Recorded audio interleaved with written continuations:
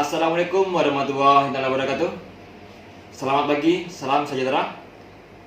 Ketemu lagi dengan kita ya di perkuliahan Hukum Bisnis di Prodi Manajemen Fakultas Ekonomi dan Bisnis Universitas Wiraraja.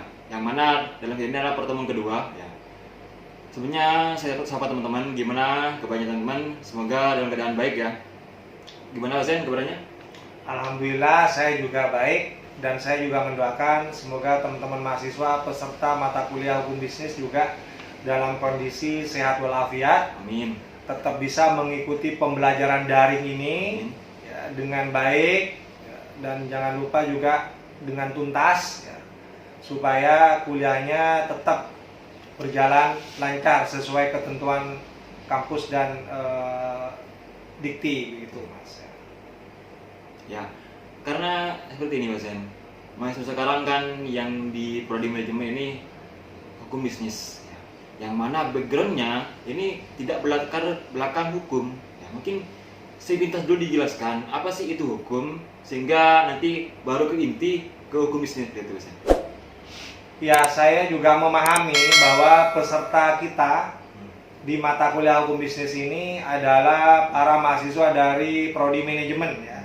Fakultas Ekonomi dan Bisnis, tidak memiliki latar belakang pendidikan ilmu hukum. Ya, betul, betul. Langsung diajarkan hukum bisnis. Begitu kan. Itu kan seperti lompat. Ya. Seperti lompat ya. Oleh karena itu kita perlu kasih undaannya dulu. Kasih basicnya dulu, dasarnya dulu, undakannya dulu supaya nyampe nanti ke hukum bisnis ya. Nah, ketika disebut istilah hukum, ada beberapa hal yang muncul di pikiran kita masing-masing ya. Saya coba sebutkan ya. Sebelum saya memberikan penjelasan pengertiannya, tidak apa-apalah kita belajar juga berpikir ya. Ketika disebut istilah hukum itu yang muncul apa saja? Misalnya yang pertama adalah peraturan. Iya, jelas tuh. Nah, itu betul, Mas. Jadi ketika disebut istilah hukum, peraturan. Oke, itu unsur pertama dalam pengertian hukum. Unsur yang kedua, hukum itu biasanya dibuat oleh yang berwenang. Itu juga betul, unsur yang kedua itu. Jadi, hukum itu mesti ada yang membentuk. Yang membentuk itu adalah yang berwenang. Kemudian yang ketiga, unsurnya adalah hukum itu bisa berbentuk tertulis, bisa tidak tertulis. Itu juga benar. Jadi Undang-Undang Dasar 45 kita tidak hanya mengakui hukum tertulis, berlakunya hukum tertulis, ternyata juga mengakui berlakunya hukum tidak tertulis. Itu betul unsur yang ketiga. Unsur yang keempat, biasanya dalam pikiran kita itu muncul hukum itu isinya ada perintah, ada larangan gitu ya. Bahkan dalam hukum Islam itu ada anjuran, ada sunnah gitu ya. Itu betul juga ya. Itu unsur yang keempat. Unsur yang kelima ini, hukum itu biasanya bersifat mengikat dan juga memaksa. Itu juga betul. Dan yang terakhir biasanya yang muncul di pikiran kita ketika disebut hukum itu ada unsur yang namanya sanksi. Bagi yang melanggar itu juga betul. Nah, apa yang kita pikirkan itu bisa kita jadikan pemahaman dasar tentang pengertian hukum. Jadi hukum itu adalah peraturan yang dibuat oleh berwenang atau pihak yang berwenang, berbentuk tertulis atau tidak tertulis, isinya ada perintah, ada larangan, bahkan ada anjuran, bersifat mengikat dan memaksa, kemudian juga selalu dibarengi dengan sanksi bagi yang melanggar. Nah, itu secara sederhananya dan gampangnya kita memahami hukum, terutama yang tidak punya background ilmu hukum. Saya kira pengertian itu lebih mudah dipahami Mas Oos ya. Nah, seperti itu Mas Oos. Ya, setelah tahu kita tentang pengertian hukum ya Pak.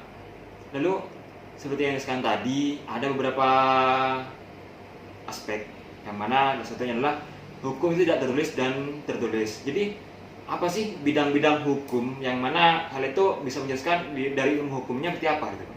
Ya, itu pembagian namanya Mas. Pembagian hukum ya, atau klasifikasi hukum itu. Itu ada berdasarkan bentuknya. Itu ada yang tertulis, ada yang tidak tertulis, ya kan? Berdasarkan sumber hukumnya. Itu ada yang formil, ada yang material, ya kan? berdasarkan isinya. Hukum itu dibagi ke hukum publik dan hukum privat, ya kan? Berdasarkan cara mempertahankannya, ya kan? Itu ada hukum formil, ada hukum material, ya. Berdasarkan tempat berlakunya, ada hukum nasional, ada hukum internasional, gitu kan. Nah, kemudian ada berdasarkan waktu berlakunya, ya. Ada jus constitutum. Jus constitutum itu hukum yang berlaku saat ini, ya. Atau yang disebut dengan hukum positif, ya. Ada juga yang disebut dengan jus constituendum, hukum yang akan berlaku, ya, di masa yang akan datang, ya. Ada juga yang membagi lagi, ada hukum alam, ya, yang sejak awal alam ini ada, itu sudah berlaku, gitu, ya. Nah, itu pembagian hukum, ya, yang mungkin perlu dikenalkan juga kepada mereka yang baru belajar ilmu hukum. Seperti itu, Mas. Ya. Terus karena tadi sudah ada pembagian hukum, ya. Lalu bagaimana dengan hukum bisnis? Ini kan termasuk dalam pembinaan hukum yang mana gitu? Masuk ke yang mana? Gitu? Kalau dilihat dari isinya, hukum bisnis ini masuk ke hukum privat, ya, atau yang kita sebut dengan hukum perdata, ya. Jadi dalam hukum berdasarkan isinya itu kan ada hukum publik, ada hukum privat atau hukum perdata. Kalau hukum publik itu hukum yang mengatur hubungan publik, ya, hubungan negara dengan warga negaranya, ya. Kepentingan yang dilindungi adalah kepentingan publik, itu hukum publik. Nah, kalau hukum privat itu hukum yang mengatur hubungan perseorangan, ya, dan penekanannya pada perlindungan terhadap kepentingan perseorangan. Itu hukum privat, hukum perdata, yang kita sebut dengan hukum perdata. Nah, di sini masuk ke ranah hukum perdata, hukum privat, karena di situ diatur bagaimana subjek hukum yang satu dengan subjek hukum yang lain, ya, bertransaksi, bersepakat, berjanji, ya, terjadi perikatan dalam praktek bisnis, ya. Nah, itu masuk dalam ranah hukum perdata atau yang kita sebut dengan hukum privat, begitu, Mas. Ya. Karena di hukum bisnis ini itu sudah termasuk dalam hukum perdata, ya. Ya, betul, masuk ke rumpun hukum perdata, ya. Lalu bagaimana sumber-sumber hukumnya yang mana hukum bisnis ini masuk ke dalam hukum perdata? Nah, kalau tadi saya sebutkan bahwa hukum bisnis ini masuk dalam rumpun hukum perdata, ya. Pertanyaannya adalah seperti yang sampaikan tadi, gimana kita sebagai mahasiswa yang belajar hukum bisnis mempelajarinya, ya, sumbernya dari mana, gitu, kan? Kita mau mempelajari hukum bisnis ini sumbernya dari mana? Tadi disampaikan hukum bisnis ini masuk dalam bidang hukum perdata. Ya. Sumbernya dari mana, Pak Zen? Nah, ini pertanyaan bagus ini, ya. Nah, kalau kita mau belajar hukum bisnis, ya, kita juga harus belajar hukum perdata, karena hukum bisnis ini anaknya hukum perdata. Nah, Anda harus belajar yang namanya BW, Burgerlijk Wetboek, ya, atau yang kita sebut dengan KUH Perdata. Ya. Di situ akan dijelaskan tentang misalnya buku 1 itu mengatur tentang orang, ya. Van Personenrecht namanya kalau dalam bahasa Belanda. Kemudian yang kedua, buku 2 maksudnya diatur tentang benda, ya. Van Zaken kalau dalam bahasa Belandanya, ya. Kemudian buku 3 ada di situ diatur tentang perikatan, ya. Van Verbintenissenrecht namanya, ya. Kemudian yang keempat itu ada buku 4 isinya itu tentang pembuktian dan daluarsah, ya, atau yang kita sebut dengan Van Bewich apa, Mas, sampai ingat verjaring. Nah, gitu kan, kalau orang hukum pasti tahu itu istilah-istilah seperti itu, ya. Sudah sangat akrab istilah-istilah seperti itu, ya. Nah, ini sumber hukum tertulisnya, ya. Kita baca di BW, ya. Anda juga bisa baca sumber hukum tertulisnya dari KUH Dagang atau yang kita sebut dengan KUHD, ya. Nah, itu juga kita bisa pelajari, ya. Nah, di situ kita akan juga tahu tentang aturan-aturan dalam masalah hukum dagang, ya, ya, termasuk hukum bisnis juga, ya. Kemudian ada hukum tidak tertulisnya juga, ya, yang perlu kita pahami, ya, dalam praktek bisnis ini, yaitu perjanjian. Jadi perjanjian itu bisa menjadi sumber hukum dalam hukum bisnis. Ya. Ya.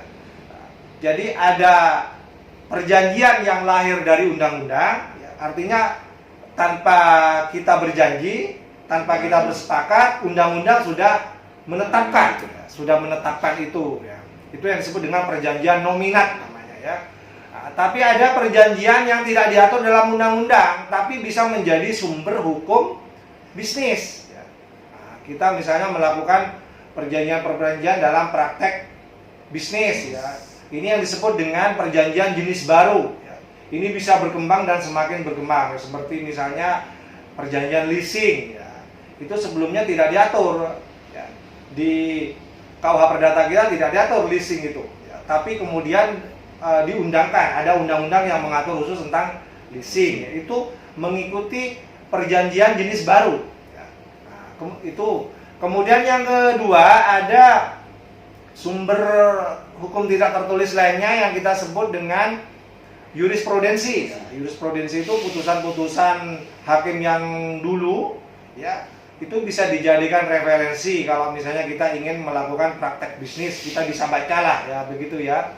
Nah, itu yang mungkin berbicara tentang sumbernya. Nah, kemudian ada tambahan lagi, Mas, saya lupa tadi, ya. Undang-undang apa saja yang perlu kita pelajari kalau ingin belajar hukum bisnis, ya. Ada undang-undang tentang perseroan terbatas, ya. Kemudian ada undang-undang tentang kepailitan, ya. Nah, itu juga perlu dipelajari juga, ya. Kemudian ada undang-undang tentang hak kekayaan intelektual, ya. Ada hak cipta, hak merek, ya kan, hak paten, ya. Desain industri, ya, itu juga bagian dari sumber hukum dari hukum bisnis, begitu ya. Nah, itu, Mas, yang perlu disiapkan, ya, oleh para mahasiswa yang ingin belajar hukum bisnis, seperti itu, ya. Dari penjelasan tadi kita sudah belajar apa itu pengertian hukum, apa itu sumber hukum, terus apa hukum ini termasuk dalam pembidangan apa saja gitu. Yang mana hukum bisnis ini termasuk dalam hukum perdata. Setelah disimpulkan, Mas Zain, apa sih hukum bisnis? Nah, kita masuk ke hukum bisnis sudah, ya. Dari penjelasan yang saya sampaikan tadi, saya sampaikan bahwa hukum bisnis ini masuk dalam ranah hukum perdata. Iya. Nah, kita bisa melakukan kesimpulan-kesimpulan atau kita bisa memberikan kesimpulan-kesimpulan, ya. Saya yakin sebelum saya memberikan penjelasan tentang apa itu hukum bisnis, Anda sudah mulai bisa menyimpulkan, begitu ya. Iya. Karena tadi sudah dijelaskan hubungan antara hukum bisnis dengan hukum perdata, begitu ya. Nah, hukum bisnis itu adalah hukum perdata, gitu ya, yang mengatur, ya, hubungan hukum keperdataan, ya, hubungan hukum perseorangan, ya, antara subjek hukum yang satu dengan subjek hukum yang lain, ya, yang menimbulkan hak dan kewajiban, ya, dalam praktek bisnis. Nah, itu kalau misalnya boleh saya menyimpulkan. Jadi hukum bisnis ini hukum yang mengatur tentang hak dan kewajiban masing-masing pihak, ya, ya, pihak pertama, pihak kedua, pihak ketiga, ya, ketika dalam melakukan praktek bisnis, ya. Nah, praktek bisnis itu, ya, nanti ketika kita berhubungan satu sama lain akan berakibat hukum. Nah, akibat hukum itu muncul hak dan kewajiban. Misalnya saya bertransaksi jual beli dengan Mas Oos, ya kan? Nah, di situ akan melahirkan yang namanya hak dan kewajiban. Ya. Nah, kewajiban saya sebagai pembeli membayar. Ya. Nah, sementara hak saya adalah mendapatkan barang yang saya beli. Ya. Mas Oos juga sama, dia punya hak dan kewajiban. Ya. Mas Oos sebagai penjual wajib menyerahkan barangnya kepada saya setelah saya melakukan pelunasan, pembayaran, begitu ya. Nah, itu hak dan kewajiban yang muncul dari praktek bisnis, ya, akan menjadi hukum. Ya. Nanti kalau terjadi masalah, ya, ada potensi sengketa misalnya, maka yang digunakan adalah kesepakatan atau perjanjian jual beli antara saya dengan Mas Oos. Ya. Nah, itu. Ya. Nah, di samping juga nanti akan menggunakan KUH Perdata yang mengatur tentang perjanjian jual beli begitu. Ya. Seperti itu penjelasan sementara tentang hukum bisnis. Saya kira mudah dipahami gitu teman-teman ya. Jadi sampean menyinggung tentang subjek hukum ya. Lalu bagaimana subjek hukum yang ada di hukum bisnis gitu? Siapa saja sih subjek hukum yang ada di hukum bisnis? Subjek hukum dalam praktek bisnis atau subjek hukum yang diatur dalam hukum bisnis sama dengan subjek hukum dalam hubungan keperdataan yang lain ya. Jadi subjek hukum itu ada dua. Subjek hukum pertama adalah subjek hukum orang yang kita sebut dengan natural person. Jadi setiap orang, setiap manusia yang dilahirkan itu bisa menjadi subjek hukum yang kita sebut dengan subjek hukum orang. Dia menyandang hak dan kewajiban. Nah, subjek hukum yang kedua itu adalah subjek hukum badan hukum atau yang kita sebut dengan reh person namanya ya. Nah, subjek hukum yang kedua ini tidak berbentuk orang ya, tetapi berbentuk badan hukum, tapi dia bisa bertransaksi layaknya orang per orang, layaknya manusia begitu ya. Seperti misalnya PT, perseroan terbatas, seperti CV, PT, yayasan ya, termasuk institusi perguruan tinggi ya misalnya ya. Ini adalah subjek hukum badan hukum. Dia bisa bertransaksi layaknya subjek hukum orang. Seperti bank misalnya, ya, itu bisa bertransaksi dengan nasabahnya, dengan subjek hukum orang, ya, seperti layaknya manusia. Bisa bertransaksi perjanjian kredit misalnya, ya, sama. Hak dan kewajibannya begitu karena sama-sama subjek hukum. Cuman yang membedakan yang pertama adalah nasabah sebagai subjek hukum orang, yang kedua bank sebagai subjek hukum badan hukum. Nah, dalam praktek bisnis sangat mungkin ya subjek hukum orang ini bisa bertransaksi bisnis dengan subjek hukum badan hukum ya, dengan bank ya. Nah, kita akan banyak berhubungan dengan bank dalam praktek bisnis gitu kan sebagai subjek hukum lain gitu kan. Kita bisa bertransaksi dengan bank ya, sebagai subjek hukum. Saya kira itu mungkin sekedar melengkapi apa yang tadi lupa disampaikan ya. Sekali lagi saya ucapkan terima kasih Mas Oos ya, sudah memulai perkuliahan hukum bisnis ini dengan baik dengan memperkenalkan terlebih dahulu ya, dasar-dasar ilmu hukum ya. Sebelum kemudian kita masuk ke pintu hukum bisnis. Saya kira cukup untuk pertemuan kedua ini. Kita sudah mengenal baik, sudah berkenalan baik dengan hukum secara umum, kemudian hukum bisnis yang akan kita pelajari selama 1 semester ke depan. Baik, terima kasih dosen. Mungkin itu ya teman-teman yang dapat kita ambil, apa sih hukum bisnis itu dan apa sih itu hukum. Sampai ketemu di pertemuan berikutnya. Assalamualaikum warahmatullahi wabarakatuh.